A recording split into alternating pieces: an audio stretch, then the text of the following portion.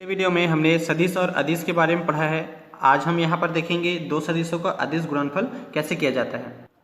अब हम यहाँ पर समझ लेते हैं, एक आपका हम यहाँ पर चित्र बना लेते हैं। मान लो आपका ये जो है रेखा है, दो रेखा बनाए हैं जिसमें से क्या बन रहा है, एक थीटा कोण बन रहा है। तो ये जो रेखा है हम इसको क्या मान लेते हैं, ए सदिश मान लेते हैं, या इसको हम चाहे तो बी सदिश मान लेते हैं, इससे कोई फर्क नहीं पड़ता है। तो बी सदिश और ये आपका ए सदिश, तो दो सदिश है और जिसका परिमाण हमारा क्या है, परिमाण ही हमारा ए और बी है। परिमाण ए व बी है, इन दोनों का ही परिमाण, बी का सदिश का परिमाण बी है और ए के सदिश का परिमाण ए है। तो इस कंडीशन में देखिएगा, जब दोनों का हमारा क्या है, कोण हमारा थीटा बनता है, तो इसके कुछ कंडीशन बनते हैं, जैसे कि 0 is less than or equal to theta is less than or equal to pi. यानी कि थीटा का जो मान है वो क्या होना चाहिए, 0 से अधिक होना चाहिए और पाई से कम होना चाहिए। तब हमारा जो अदिश गुणनफल है वो क्या होगा, अदिश गुणनफल जो होगा ए बी कॉस थीटा होगा। ये हमारा कंडीशन है।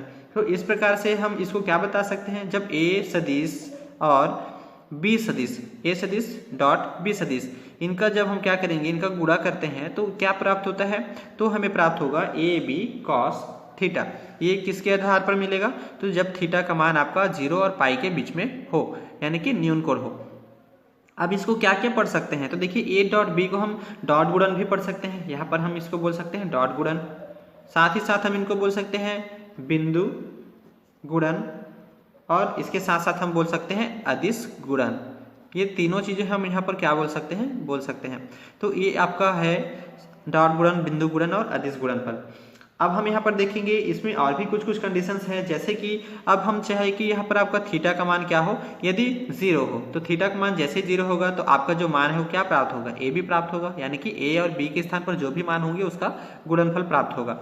उसी तरह यदि थीटा का मान क्या हो, 90 डिग्री हो, यानी कि थीटा इज इक्वल टू 90, या ऐसा भी बोल सकते हैं कि परस्पर क्या हो, लंबवत हो, ए व बी सदिश दोनों क्या हो, परस्पर लंबवत हो। तो उस कंडीशन में ये जो चित्र है क्या बनेगा, इस तरह का बनेगा, जिसमें आपका 90 अंश का कोण होता है।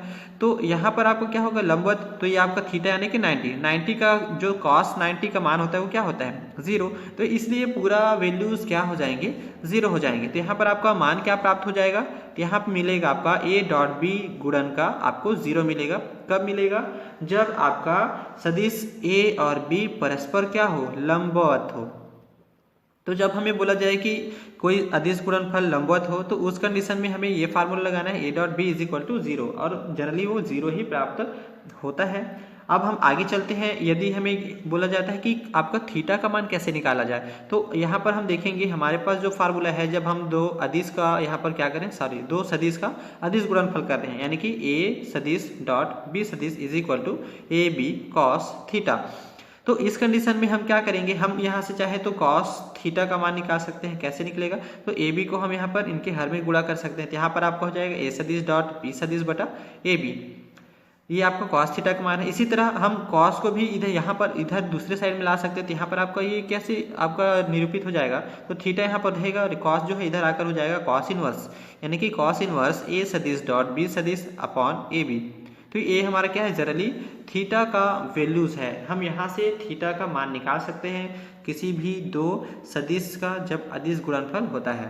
तो अब हम यहाँ पर देखते हैं कि आपका जो अदिश गुणनफल है इसमें क्या क्या और नियम जो है लागू हो सकते हैं। जैसे कि पहला हम यहाँ पर ले लेते हैं क्रम विनिमय।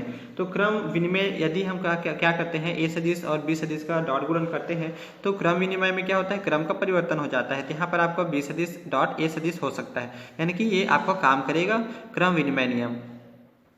दूसरा हमारे पास है साहचर्य नियम। साहचर्य मतलब है कि वो किसी और के साथ भी क्या होता है, साथ में रह सकता है। यानी कि अब यदि हम यहाँ पर ए सदिश डॉट बी सदिश का गुणनफल करते हैं, साथ ही किसी तीसरे के साथ भी आपका सदिश गुणन आपका अदिश गुणन होता है, तो इस कंडीशन में हम यहाँ पर इसको बता सकते हैं कि ए आपका जो है बी सदिश डॉट सी सदिश के साथ भी आपका क्या है, डॉट गुणन हो सकता है। यानी कि ये जगह क्या है, आपका साहचर्य यानी कि अपना जो दोस्त है वो बदल सकता है। फिर आते हैं तीसरा हमारे पास है, तीसरा हम यहाँ बता सकते हैं आपका जो बंटन नियम है, यानी कि वितरण हम नियम बोल सकते हैं। इसको भी बिल्कुल उसी तरह है, ए डॉट बी सदिश ए सदिश डॉट बी सदिश प्लस सी सदिश। तो इसमें आपका बंटन नियम क्या है कि ये दोनों के साथ बढ़ सकते हैं, यानी कि ए सदिश डॉट बी सदिश प्लस ए सदिश डॉट सी सदिश। तो ये हमारा होता है बंटन नियम, या बंटन है या आपका साहचर्य है। तो ये आपके सभी नियमों का पालन करता है। तो इसके आधार पर हम अगले वीडियोज़ में आपकी क्वेश्चंस का आंसर हल करेंगे।